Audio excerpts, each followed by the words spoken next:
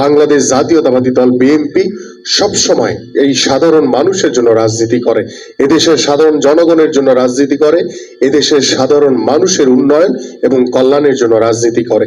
আমরা গত 17 বছর আমাদের মাননীয় ভারপ্রাপ্ত চেয়ারম্যান জনাব তারেক রহমান, তিনি দীর্ঘ 17 বছর বাংলাদেশ জাতীয়তাবাদী দলের প্রত্যেকটি নেতা কর্মীকে যেভাবে ঐক্যবদ্ধ রেখে এদেশের সাধারণ মানুষকে সাথে নিয়ে তিনি গত 17 বছর যে আন্দোলন, যে সংগ্রাম করেছেন, সেই আন্দোলনের সফলতা হিসেবে আমাদের যে এক দফা দাবি ছিল সেই জুলাইয়ে যে স্বৈরাচার শেখ হাসিনার পতনের দাবি, সেখানে বাংলাদেশের ছাত্র জনতা, বাংলাদেশ জাতীয়তাবাদী দলের প্রত্যেকটি নেতা কর্মীরা, আপনারা সকলেই রাজপথে নেমে নিজের জীবনকে উৎসর্গ করে দিয়ে রক্তের বিনিময়ে আমরা 5ই আগস্ট স্বৈরাচার শেখ হাসিনা মুক্ত হয়েছি।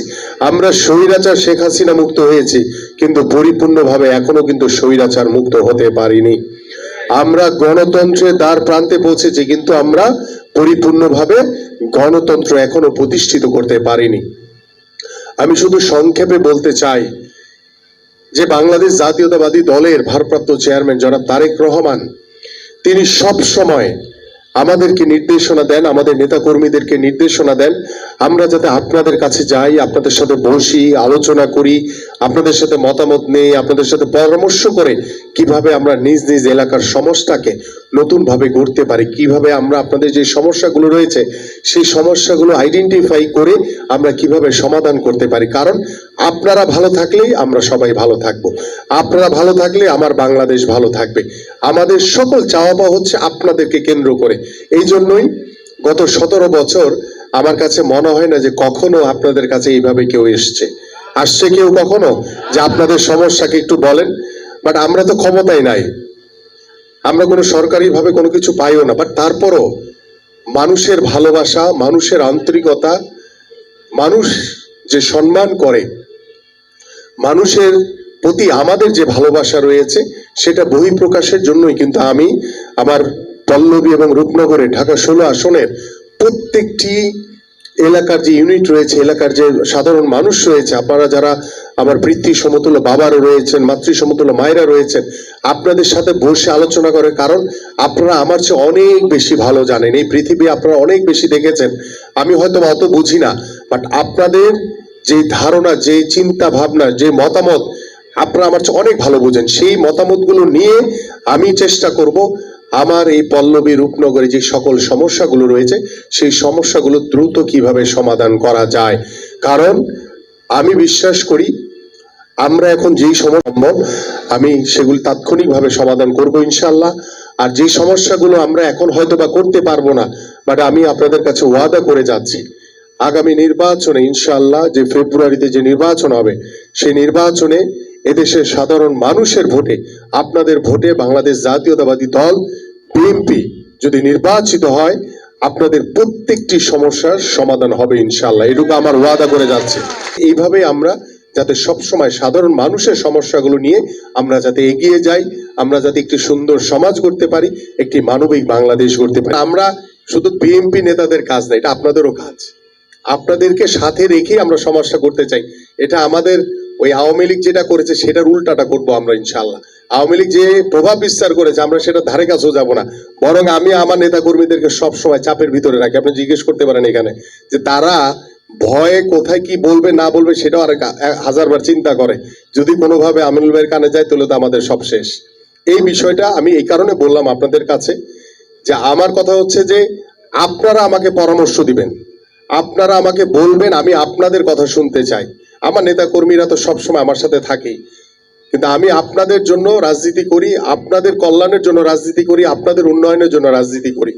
সেই রাজনীতিটা হবে শুধু আপনাদের জন্যই। সেই জায়গা থেকে আমি চিন্তা করছি যে আপনারা যদি সবসময় যে কোনো ভালো কাজের জন্য আমার পাশে থাকেন, আপনারা যদি আমাকে পরামর্শ দেন, তাহলে আমার কাজগুলি করতে অনেক সহজ হবে। এবং আমরা সেইভাবেই আমরা চাই। আমাদের মাননীয় ভারপ্রাপ্ত চেয়ারম্যান মহোদয় বলেছেন যে আমরা আগামীতে স্বচ্ছ, পরিচ্ছন্ন, নিরপেক্ষ রাজনৈতিক পরিবেশ তৈরি করতে চাই, যাতে ভবিষ্যতে কোনো স্বৈরাচারের জন্ম না হয়। এই জন্য আমাদের সকলকে, আপনাদের যেমন দায়িত্ব রয়েছে, আমাদের দায়িত্ব রয়েছে, আমরা সকলেই যদি সকলের জায়গা থেকে দায়িত্ব পালন করি তাহলে কাজগুলো কিন্তু অনেক সহজ হয়ে যায়। আপনারাই তো সবার আগে। আমি যদি ভালো করি তাহলে আপনারা ভালো বলবেন, আমি যদি খারাপ করি আপনারা খারাপ বলবেন, বলবেন না আমারে? তা আপনাদেরকে সাথে রেখেই যদি আমি কাজ করি তাহলে আমাকে খারাপ বলতে পারবেন? কারণ আপনারাও তো আমার সাথে আসছেন। তা আমি চাই যে আপনাদেরকে সাথে নিয়েই আমরা আমাদের এলাকার সমস্যাগুলো সমাধান করতে পারবো। রাতারাতি করতে পারবো না, সময় লাগবে।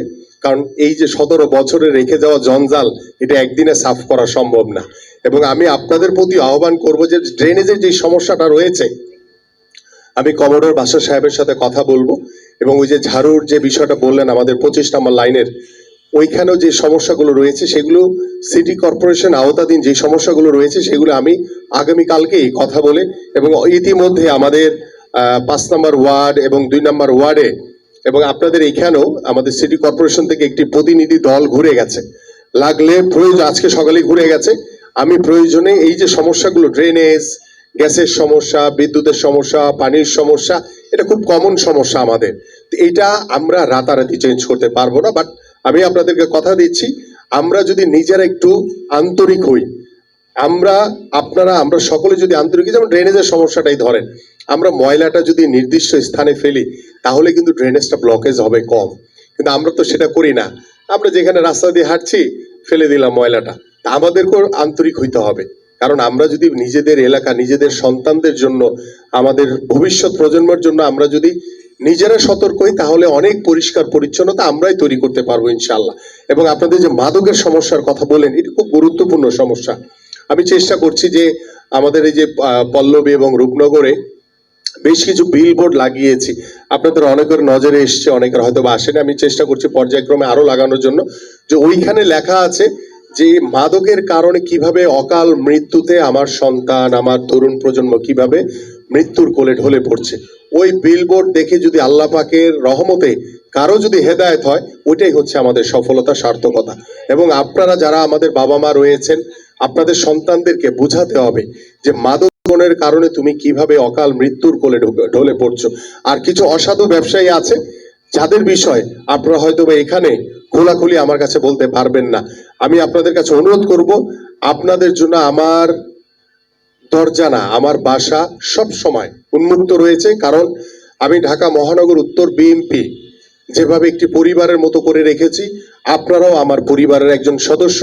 আপনারা আমাকে নির্দেশনা দিবেন, আদেশ করবেন, আমি আমাদের কাজগুলো করার চেষ্টা করব।